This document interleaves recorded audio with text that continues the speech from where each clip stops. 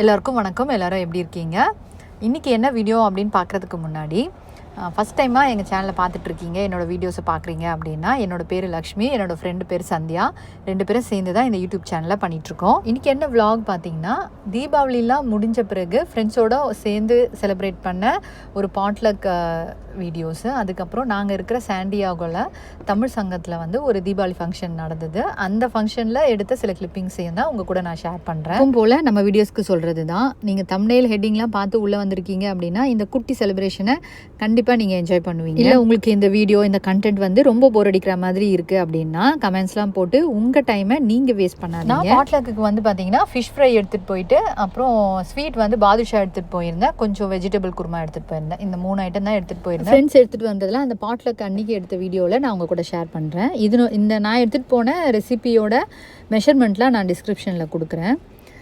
மீனுக்கு வந்து பார்த்திங்கன்னா மிளகாத்தூள், மஞ்சத்தூள், அதுக்கப்புறம் உப்பு, கொஞ்சம் அரிசி மாவு, இதெல்லாம் போட்டு நல்லா மிக்ஸ் பண்ணி நைட்டே வந்து மேரினேட் பண்ணி நான் ஃப்ரிட்ஜில் எடுத்து வச்சிட்டேன். அதே மாதிரி பாதுஷாவும் பார்த்திங்கன்னா முன்னாலே பண்ணி வச்சிட்டேன். பாதுஷாவுக்கு முக்கியமான டிப்ஸ்லாம் பார்த்திங்கன்னா, வெண்ணெயும் பேக்கிங் சோடா இது எல்லாத்தையும் நல்லா மிக்ஸ் பண்ணி மாவோட சேர்த்து நல்லா மிக்ஸ் பண்ணிவிட்டு அப்படியே தண்ணி ஊற்றி பெசியாமல் நீங்கள் ஒரு ஜல்லடையில் நல்லா அந்த மாவை ஜலிக்க முடியாது. ஆக்சுவலாக நம்ம மாவு ஜலிக்கிற மாதிரி மாவை ஜலிக்க முடியாது, ஏன்னா மாவு வந்து பட்டரோடு சேர்ந்து ரொம்ப ஈரமாக இருக்கும். அது மாதிரி ஜலிக்க முடியாது. அதுக்காக ஜல்லடையை நான் தனியாக எடுத்துகிட்டு கையில் வச்சு தான் வந்து மாவை வந்து ஜலிச்சு எடுத்துக்கிட்டேன். அதுக்கப்புறம் அந்த மீன்வாயில் இந்த மாவு ரெடி பண்ணிட்டு இருக்கும்போதே சுகர் சிரப்பையும் நான் ரெடி பண்ணிட்டு. இந்த மாவுக்கு தண்ணி அளவுலாம் பார்த்தீங்கன்னா ரொம்ப பெருசாலாம் இல்லை, ஒரு கப்புக்கு கண்டிப்பாக 1/2 கப்பு தண்ணி தேவைப்படும். பட் அதுவுமே கொஞ்சம் கொஞ்சமாக ஊற்றி இந்த மாதிரி கன்சிஸ்டன்சியில் பிசைஞ்சு வச்சுட்டு ஒரு 5லேருந்து 10 நிமிஷம் ஊறினா போதும். ரொம்ப நேரம் ஊறணும்னு அவசியம் கிடையாது. நீங்கள் அந்த 10 நிமிஷம் கேப்பில் சுகர் சிரப்பையும் ரெடி பண்ணிக்கலாம். அப்படி இல்லைன்னா பாதுஷா எல்லாத்தையும் நீங்கள் பிடிச்சி வச்சுட்டு ஃப்ரை பண்ணுறதுக்கு முன்னாடி நீங்கள் சுகர் சிரப்பையும் ரெடி பண்ணலாம். எனக்கு கொஞ்சம் அடிக்கடி பண்ணி ஓரளவுக்கு நான் டைம்லாம் தெரியுன்றதுனால நான் சைட் பை சைட் பண்ணிகிட்ருக்கேன். பட் நீங்கள் வந்து பாதுஷா பிசைஞ்சு வச்சுட்டு அதுக்கப்புறம் சுகர் சிரப் ரெடி பண்ணிவிட்டு நீங்கள் அதுக்கப்புறம் ஃப்ரை பண்ண ஆரம்பிங்க. இதில் வந்து இவ்வளோ நேரம் பண்ண ப்ரொசீஜரை விட எண்ணெய் அடுப்பில் வச்சு சூடான பிறகு இந்த மாதிரி போட்டு பொரிக்கிற முறை தான் வந்து ரொம்ப முக்கியமானது. ஏன்னா எண்ணெயை நீங்கள் வந்து ரொம்ப ஸ்லோவாக பதத்தில் பாதுஷாவை போட்டிங்க அப்படின்னா பாதுஷா வந்து தனித்தனியாக பிரிஞ்சு போயிடும். இல்லை நீங்கள் அதிகமான சூட்டில் பாதுஷாவை போட்டிங்க அப்படின்னா பாதுஷா வந்து யூஸ்வலாக நீங்கள் எண்ணெயில் போட்ட பிறகு கொஞ்சம் அப்படியே மலர்ந்த மாதிரி விரிஞ்சு வரும். அதுதான் கரெக்டான மெத்தட்.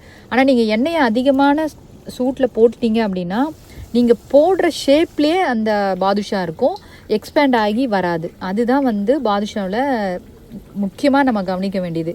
நீங்கள் அப்படி பண்ணாலே தெரியும் பாதுஷாவுடைய அந்த எண்ணெய் பொரிக்கிற பதம் வந்து அதிகமாக இருக்குதுன்னு தெரியும். அதுக்கப்புறம் இந்த சுகர் சிரப் பற்றி சொல்லணுன்னா அளவுலாம் நான் ஏற்கனவே கொடுத்துருக்கேன். இந்த கன்சிஸ்டன்சியில் 1/2 ஸ்ட்ரிங்குன்னு சொல்லுவோம் இல்லைங்களா, அந்த பதத்தில் பாதுஷாவுக்கு எடுக்கிற சுகர் சிரப் பதம் இருந்தால் போதும், அதுக்கு மேலே வேண்டாம். அதுவுமே நீங்கள் சுகர் சிரப் பண்ணிவிட்டு அடுப்பிலே வைக்காதீங்க, கொஞ்சம் தள்ளி வச்சுருங்க. அது ஆறுனா கூட பரவாயில்ல. நீங்கள் அடுப்பிலே வச்சுருந்தீங்க அப்படின்னா அடுத்த பதத்துக்கு போயிடும் சுகர் சிரப்பு. அடுத்தது வந்து டைமர் செட் பண்ணுறது. நீங்கள் புதுசாக ஃபஸ்ட் டைமாவோ இல்லை 2-3 தடவை ட்ரை பண்ணி சரியாக வராமல் திருப்பி ட்ரை பண்ணுறீங்க அப்படின்னா கண்டிப்பாக டைமர் செட் பண்ணிக்கிங்க. பொரிக்கும்போது கண்டிப்பாக 6லேருந்து 7 நிமிஷம் பாதுஷா எண்ணெயில் பொரித்து எடுக்கணும். அப்படி இருந்தால் தான் அந்த மாவுலாம் உள்ளே வெந்திருக்கும். ஏன்னா பாதுஷா வந்து சீக்கிரமாக மேலே வந்து ப்ரௌன் ஆகிட்டு உள்ளே வந்து வேகாமல் கூட இருக்கும். அதனால் டைமர் செட் பண்ணிங்கன்னா உங்களுக்கு வசதியாக இருக்கும். எதுக்காக நான் திருப்பி சொல்கிறேன் அப்படின்னா, நீங்கள் ஒரு 2-3 நிமிஷத்துக்கு முன்னாடி எடுத்தாலும் பிரச்சனை இல்லை, நீங்கள் 2-3 நிமிஷம் மெதுவாக எடுத்தாலும் பிரச்சனை ஆகிடும். சீக்கிரம் எடுத்திங்கன்னா உள்ளே வேகாது. கொஞ்சம் பொறுமையாக எடுத்துட்டிங்க அப்படின்னா எடுக்கும்போது ஒரு கலராக இருக்கும், எடுத்த பிறகு ரொம்ப டார்க்காக போயிடும். எல்லா ஸ்வீட்டுக்குமே செய்யும்போது சில ரூல்ஸ்லாம் நம்ம ஃபாலோ பண்ணி தான் ஆகணும். சில ரூல்ஸ்லாம் பார்த்திங்கன்னா நம்ம ஃபாலோ பண்ணாலும் நம்ம செய்ய தான் அந்த ரூல்ஸ் நம்மளுக்கு பழக்கமாகி அதுக்கு நம்ம அடாப்ட் ஆகுவோம். அந்த மாதிரி தான் பாதுஷா ரெசிபி நான் ரொம்ப நாளாக பண்ணிகிட்ருக்கிறதுனால எனக்கு எங்கெங்கெல்லாம் தப்பு வந்தது, அந்த தப்பெல்லாம் எப்படி நான் கரெக்ட் பண்ணேன் அப்படின்றத ஒரு குட்டியாக எனக்கு தெரிஞ்ச விஷயத்த உங்கள் கூட நான் ஷேர் பண்ணியிருக்கேன். இது வந்து மறுநாள் காலையில் எழுந்து தான் குருமாக்கெலாம் ரெடி பண்ணியிருந்தேன். காயெல்லாம் மட்டும் முன்னாலே கட் பண்ணி வச்சுட்டேன். குருமாக்கு வந்து கொஞ்சம் வெங்காயம், தக்காளி, இஞ்சி, பூண்டு எல்லாம் வதக்கி ஆற வச்சுட்டு அதுக்கப்புறம் கொஞ்சம் அதிலே தேங்காய், மஞ்சத்தூள், குழம்பு மிளகாத்தூள் எல்லாமே ஒன்றா போட்டு அரைச்சி எடுத்துட்டால் ரொம்ப நல்லாயிருக்கும். இதில் இன்னொரு டிப்ஸ் என்னென்னா, நீங்கள் தேங்காய் போட்டு இந்த வெங்காயம் தக்காளிலாம் போட்டு அரைக்கும் போதே மிளகாத்தூளை போட்டு அரைச்சிட்டிங்க அப்படின்னா நல்லா மசியும். இல்லைனா கொஞ்சம் டைம் எடுத்து அந்த பேஸ்ட் வந்து மசிய ஆரம்பிக்கும். குருமா எப்போவுமே தாளிக்கிற மாதிரி தான் எண்ணெய் ஊற்றிட்டு மசாலா ஐட்டம்லாம் போட்டு வதக்கிட்டு கொஞ்சம் வெங்காயம் கொஞ்சம் தக்காளி போட்டு வதக்கி இஞ்சி பூண்டு பேஸ்ட்டையும் போட்டு வதக்கிட்டு காய் எல்லாத்தையும் போட்டு வதக்கி அது கூடவே நம்ம அரைச்சி வச்ச பேஸ்ட்டையும் கொஞ்சம் நேரத்துக்கு வதக்கணும். ரொம்ப நேரம் வதக்கணும்னு அவசியம் கிடையாது. கொஞ்சம் நல்லா வதங்கின பிறகு தண்ணி ஊற்றி குக்கரில் ஒரு 2 விசில் வச்சு எடுத்துட்டோம் அப்படின்னா குருமா ரெடி. கடைசியாக தாளித்து இறக்கிட வேண்டியது தான். வெளியே தான் வந்து இந்த ஃபிஷ்ஷை வறுத்துட்டு இருந்தேன். அப்போ பார்த்தீங்கன்னா பக்கத்து வீட்டில் இருக்கிறவங்க யார்டில் வந்து அவங்க வேலை செஞ்சுட்டு இருந்தாங்க. அவங்க இந்த ஊரில் இருக்கிற நேட்டிவ் பீப்புள் தான் அவங்க எப்போவுமே வெளியே இருந்தாங்க. இல்லை நாங்களுமே வெளியே சத்தமாக இந்த மாதிரி அசோகா ஆத்தியா விளையாடிட்டு இருக்கிறது இல்லை எங்கள் குரல் கேட்குறதோ அந்த மாதிரிலாம் இருந்தாங்கன்னா அவங்க அந்த ஃபென்ஸ் இருக்கு இல்லைங்களா, அந்த ஃபென்ஸ்க்காக அந்த பக்கம் வந்து குரல் கொடுத்து பேச ஆரம்பிப்பாங்க. அன்றைக்கி நான் இந்த மாதிரி ஃபிஷ் உட்காந்து வறுத்துட்டு இருக்கும்போது அந்த ஸ்மெல்லு வந்து அவங்களுக்கு அவ்வளோ சூப்பராக இருக்குது, எப்படி செய்வீங்க, மேரினேஷன் எப்படி என்னன்ட்டு கேட்டுட்டு இருந்தாங்க. என்ன இன்க்ரீடியன்ஸ்லாம் போடுவீங்க அப்படின்ட்டு. பட் அவங்க அவ்வளோவா ஸ்பைசி சாப்பிட மாட்டாங்க. அதனால் ஸ்பைசி லெவல்லாம் பற்றி கேட்டுட்டு பேசிகிட்டு இருந்தாங்க. மதியம் லஞ்சுக்கு தான் வந்து ப்ரிப்பரேஷன் பண்ணி எடுத்துகிட்டு போயிருந்தோம்.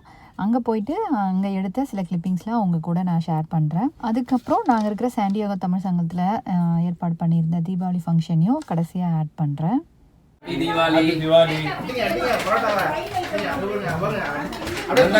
நந்தகுமார் பரோட்டா வேலை நான் பண்ணிட்டு இருக்கோம் இன்னைக்கு இங்க 2 பேரும். வேற யாராவது கெஸ் பண்ண முடியுமா? பாருங்க, ஆவி வந்து இதுதான் வாழை இலை பிரியாணிங்கிறது. வாழை இலை பிரியாணி, மட்டன் பிரியாணி, சம்பா அது வாழை எல்லாம் போட்டு. ஹேப்பி தீபாவளி.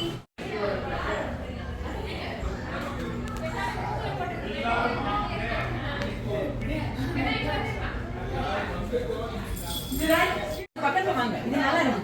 இங்க எப்படி இப்படி இருந்து அப்படியே வர அப்புறம் நீங்க சொல்லுவீங்களா? இந்த அம்மா அதுக்கு முன்னாடி இன்னைக்கு ஒரு புடி மட்டன்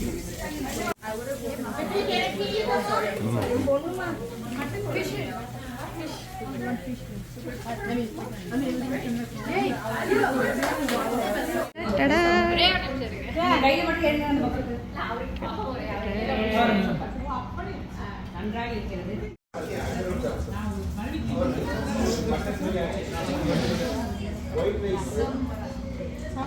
இது வந்து அக்டோபர் ஃபஸ்ட்டு வீக்லேயே நடந்தது இந்த தீபாவளி ஃபங்க்ஷனு. எங்கே வந்திருக்கோம் அப்படின்னா, நாங்கள் இருக்கிற சாண்டியாகோ தமிழ் சங்கத்தில் தீபாவளி ஃபங்க்ஷன் ஏற்பாடு பண்ணியிருந்தாங்க. அங்கே தான் வந்திருக்கோம். இது வந்து ஒரு ஸ்கூல் கேம்பஸில் தான் வந்து இந்த ஃபங்க்ஷனை ஏற்பாடு பண்ணியிருந்தாங்க. இந்த ஃபங்க்ஷனுக்கு வந்து கெஸ்ட்டாக வந்து நீயா நானா கோபிநாத் அவங்கள தான் கூப்பிட்டுருந்தாங்க. அவங்களுமே இங்கே லோக்கலாக இருக்கிற பீப்புள் வச்சு நீயா நானா மாதிரியே ஒரு டாபிக் கொடுத்து டிஸ்கஸ் பண்ணாங்க. லன்ச் வந்து அரேஞ்ச் பண்ணியிருந்தாங்க. வெஜ்ஜும் இருந்தது, நான்வெஜ்ஜும் இருந்தது. நம்ம ஷோக்கு டிக்கெட் வாங்கும்போதே லஞ்சுக்கு நம்ம பே பண்ணிவிட்டு டிக்கெட் வாங்கிக்க வேண்டியது தான். வெஜ்ஜு தனியாக, நான்வெஜ் தனியாக க்யூ நின்று இருந்தாங்க. சர்விங்லாம் சூப்பராக இருந்தது.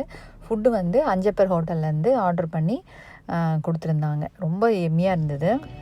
இது என்னென்னா, ஸ்டேஜில் ஒரு கார்னரில் வந்து பார்த்திங்கன்னா டெக்கரேஷன் பண்ணியிருந்தாங்க. ரொம்ப க்யூட்டாக அழகாக இருந்தது. இந்த வருஷம் பார்த்திங்கன்னா பெருசாக வந்து வாலண்டியர்ஸ்க்கு வந்து வேலை இல்லை.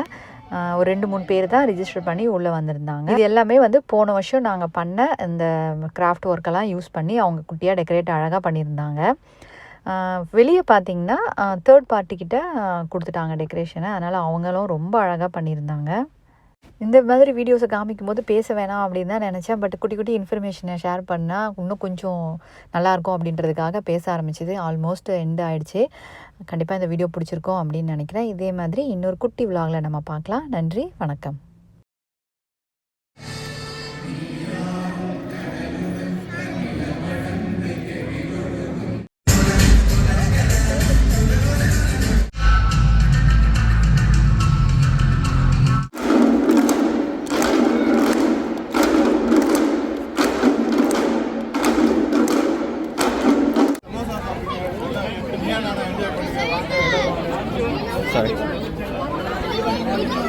டான்ஸ்லாம் பண்ணி முடிச்சாங்க. எல்லாரும் தைரியமா வாங்க.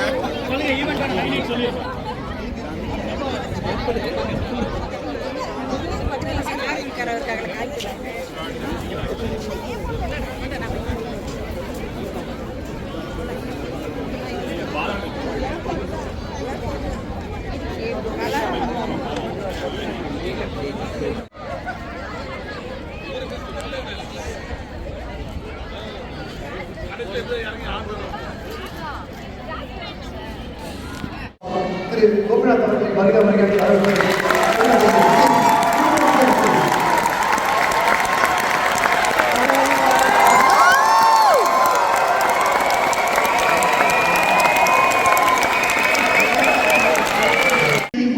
இதுக்கு போய் ஒரு கல்யாணம் பண்ணி அந்த அத்தையை இதுக்கு போயிருக்கீங்க.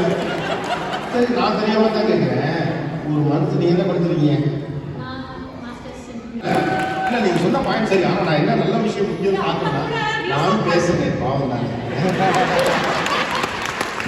நான் என்ன சொல்றேன், ஏன்னா நீங்க வீட்டுல இருக்க ஞாபகத்திலே பேசுறீங்க. அந்த மனுஷன் அங்க இருக்கான். கிட்ட இருந்தா கூட ஏதாவது கூப்பிட்டு பேசுறீங்க. 10 நாள் வந்து ஒரு வாரம் பக்கத்தில் ஒரு நாட்டுக்கு போயிட்டு வரோம், அப்புறம் இந்த ஊருக்கு போயிட்டு வரோம். வரையில கூட பரிசு வாங்கிட்டு வரணும். நிகழ்ச்சிகளை நடத்திட்டு வரலாம். நீங்க நினைச்ச வைபவங்களை செய்யலாம்.